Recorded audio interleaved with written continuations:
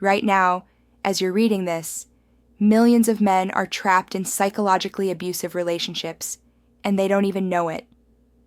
They think they're being good partners, good husbands, good men. But in reality, they're victims of a type of violence so subtle, so insidious, that by the time they realize what's happening, they're already destroyed.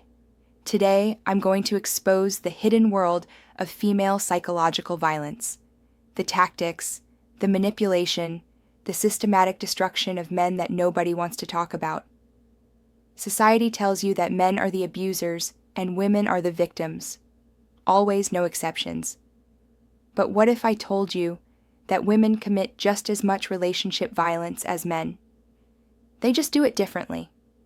Men use fists, women use psychology. Men leave bruises on the body. Women leave scars on the soul. And guess which one is illegal? That's right, only the physical violence. A woman can psychologically torture you for decades, and nobody will believe you, help you, or even acknowledge it's happening. I'm about to share real cases that will make your blood run cold. These aren't weak men. These aren't losers. These are successful, strong men who got systematically broken down by masters of psychological warfare. And the most terrifying part, it probably started exactly like your relationship did. Sweet, caring, loving. That's how they get you. Let me tell you about this executive I consulted with. 60 years old, built a successful company, raised a family, thought he'd done everything right. His wife hasn't spoken to him in 3 years, not a word. She lives in the same house, sleeps in the same bed, but treats him like he doesn't exist. He only leaves his room when she goes to work.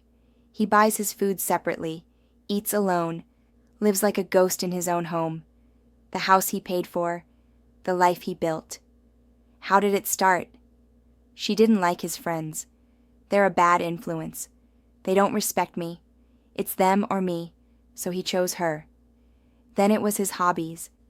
Fishing is childish, golf is a waste of money, you should spend time, with family, so he gave those up too. Then his family. Your brother is toxic, your mother doesn't like me, we need boundaries. Before he knew it, he had nobody left but her, and once she had him completely isolated, she stopped pretending to care. The sickest part? The house is in her name. He took out a massive mortgage right before retirement. Put it all in her name because that's what loving husbands do. And now he's trapped, paying for a prison he can't escape.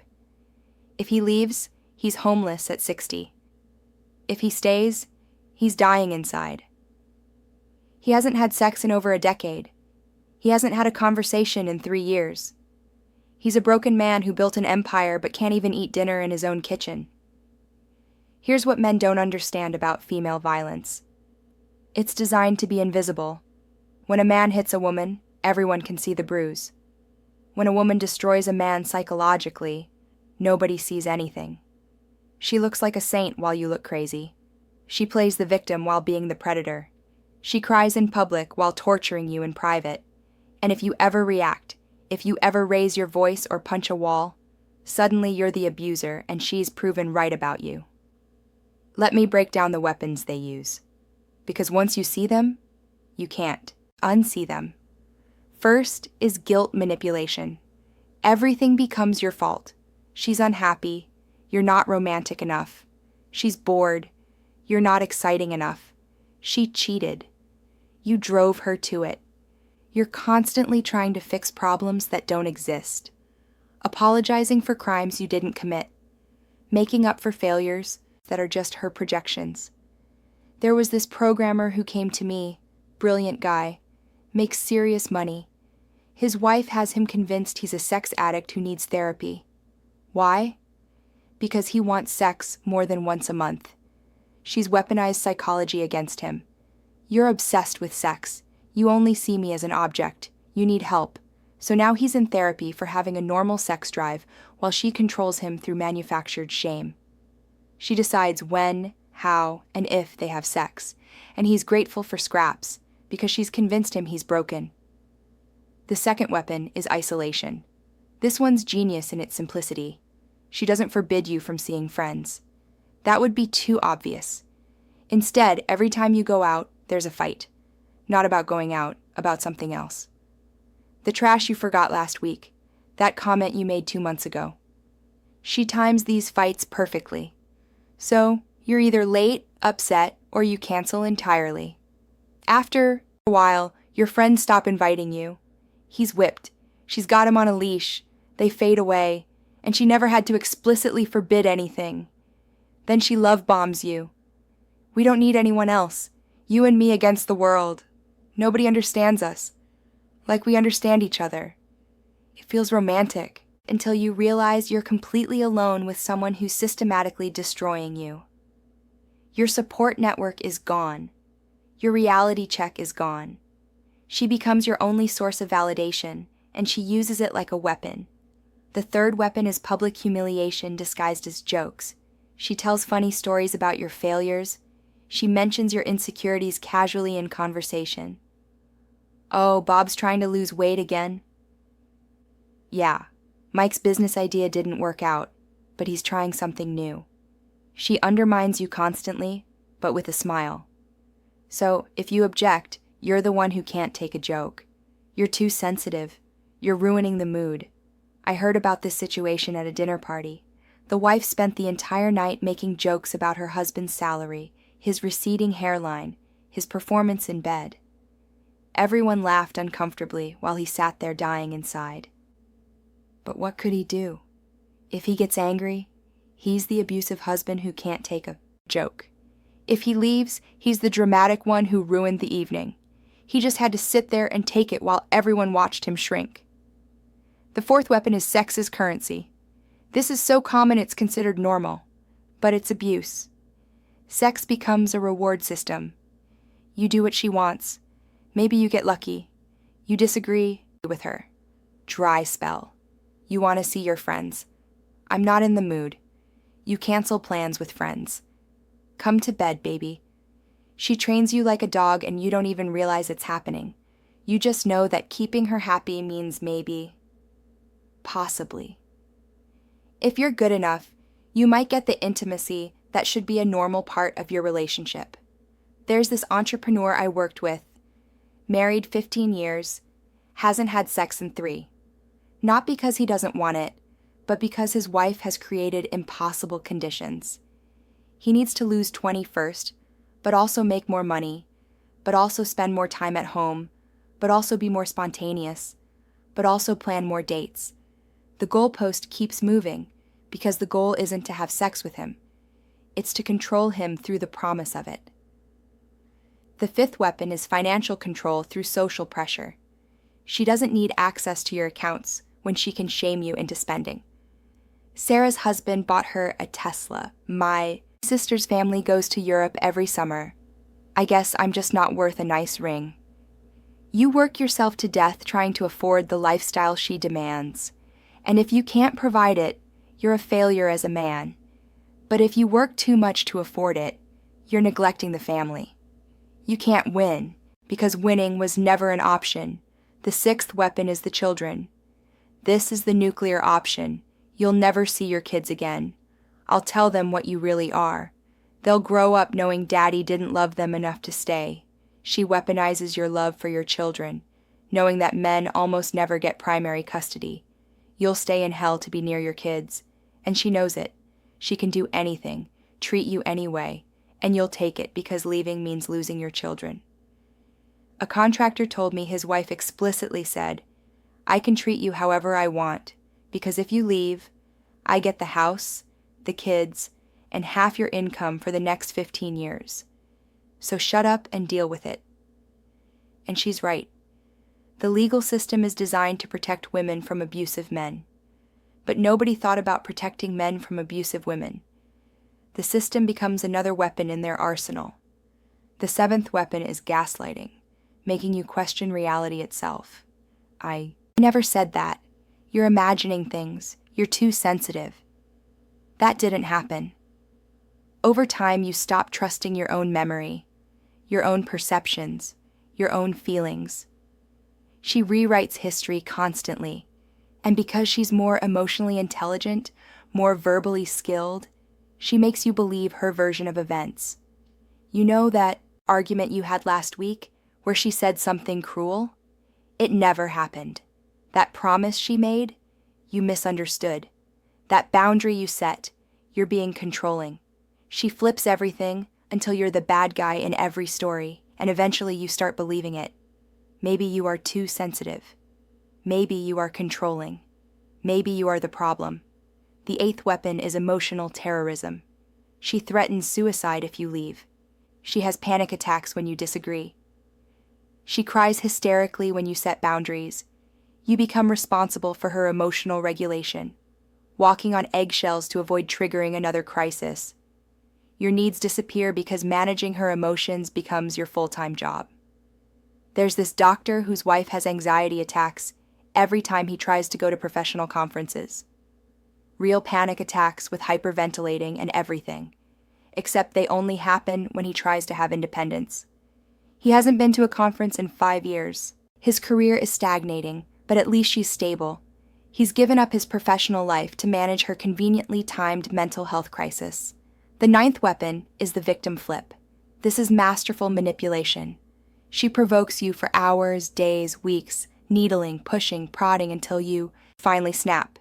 You yell, you punch a wall, you throw something, and suddenly she's the victim. She has evidence. You're the abuser. Everything she did to provoke you disappears, and only your reaction remains. She might even call the police. And who do you think they'll believe? The 10th weapon is intermittent reinforcement, the most psychologically addictive pattern known to behavioral science. Sometimes she's wonderful, loving, sexual, supportive, everything you fell in love with. Just often enough to keep you hooked, to make you think things are getting better, to give you hope. But it's calculated. She gives you just enough to keep you from leaving, then pulls it away to keep you desperate. This is why men stay in these relationships. It's not weakness, it's addiction. Your brain becomes chemically dependent on those rare moments of approval, those glimpses of the woman you married. You'll endure months of abuse for one good day, telling yourself, things are improving, she's changing, it's getting better, but it's not. It's a manipulation technique, and it's working perfectly. Now let me tell you about another weapon that's particularly devastating: medical manipulation. She develops mysterious illnesses that only flare up when you try to have independence or set boundaries. Suddenly, she has migraines when you want to visit your parents. She has stomach issues when your friends invite you out. She has a bad back when you suggest she gets a job. These conditions are real to her. The symptoms are real, but they're psychosomatic, created by her subconscious as control mechanisms. You become her nurse, her caretaker, her servant. How can you leave someone who's sick? What kind of monster abandons an ill partner? She's got you trapped by your own compassion and sense of duty. Meanwhile, she's perfectly healthy when doing things she wants to do. That bad back doesn't stop her from shopping. Those migraines disappear when her friends call. But you can't point this out without being called insensitive and uncaring.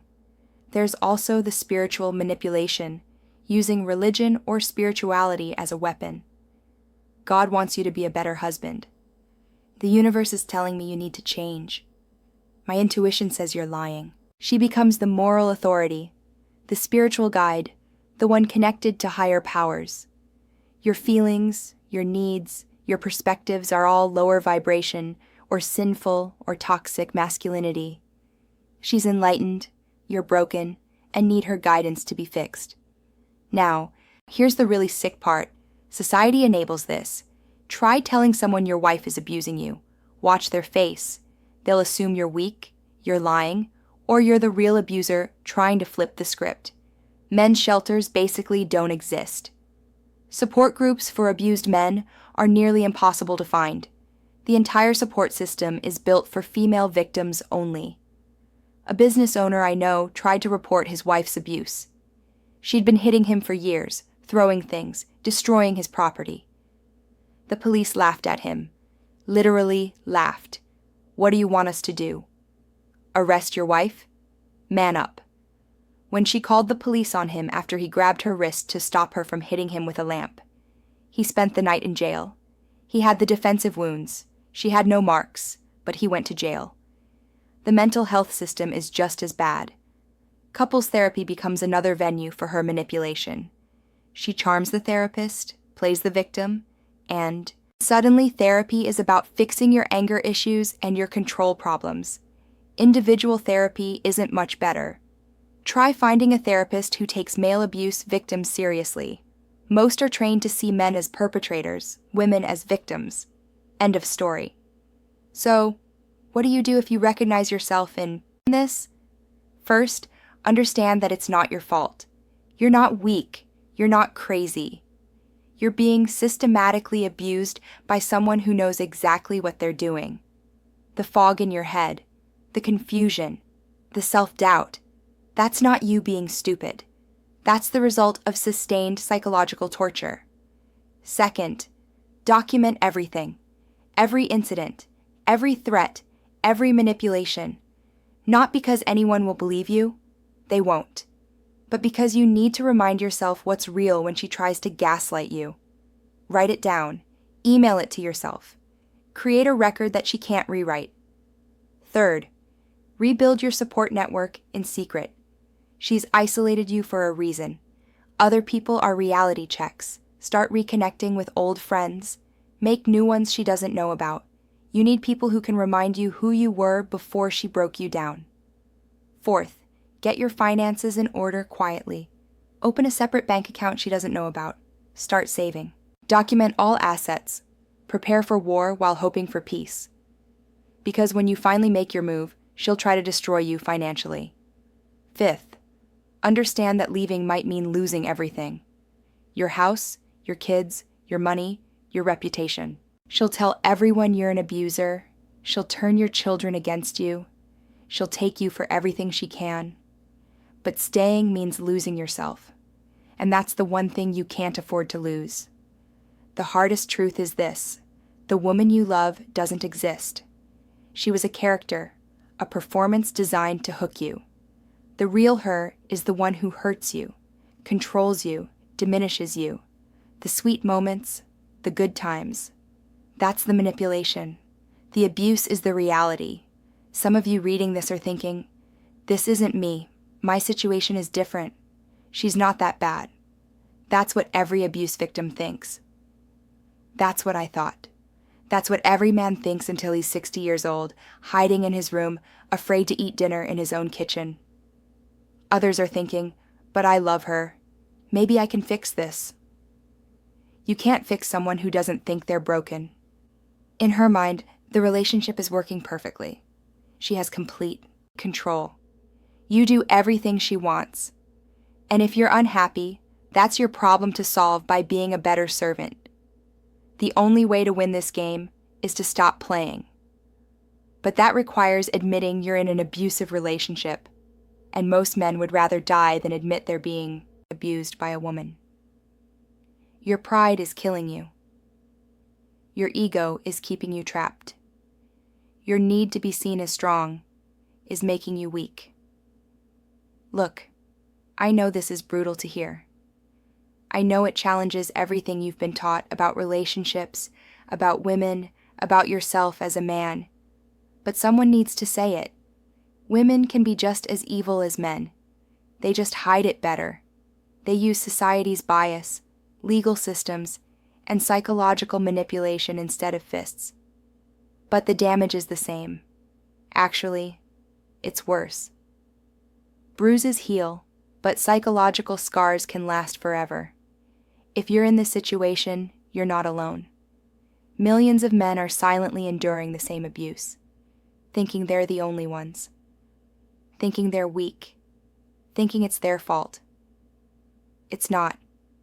You're not weak for being manipulated by someone you loved and trusted. You're not stupid for not seeing it earlier. You're a victim of sophisticated psychological abuse, and admitting that is the first step to freedom. The question is, how much more of your life are you willing to sacrifice to someone who sees you as nothing more than a resource to exploit? How many more years will you spend walking on eggshells in your own home? How much more of yourself will you lose trying to satisfy someone who will never be satisfied? You have one life, one chance. And right now, you're spending it as a prisoner to someone who doesn't love you. They love controlling you. That's not a relationship. It's a hostage situation. And deep down, you know I'm right. The question is, what are you going to do about it? Most of you will do nothing. You'll finish reading this, feel a moment of recognition, maybe even anger, then go back to your cage. Because leaving is scary. Because starting over is hard. Because maybe it's not that bad. Because maybe tomorrow will be better. It won't be. Tomorrow will be exactly like today. And the day after and the day after that, until you're that 60-year-old man eating alone in his room wondering where his life went. But some of you, a few of you will recognize this as your wake-up call. You'll realize you're not crazy, you're not alone, and you're not trapped. You'll start planning your escape. It will be the hardest thing you've ever done. You'll lose things you can't imagine losing, but you'll gain something priceless yourself. The choice is yours. Stay in hell with the devil you know, or risk everything for a chance at freedom. Just remember, every day you stay is a day you can't get back. Every day you accept the abuse is a day you've chosen slavery over sovereignty. And one day, you'll run out of days. Stop letting her gaslight you into thinking you're the problem. Stop letting society shame you into silence. Stop letting fear keep you trapped. You deserve better. You deserve peace. You deserve respect. You deserve love that doesn't come with conditions, manipulation, and control. But you'll never get it as long as you stay with someone who sees your pain as their power. The clock is ticking. Your life is passing. And she's counting on you being too scared, too tired, too broken to leave. Prove her wrong. Thank you all very much for watching. Music.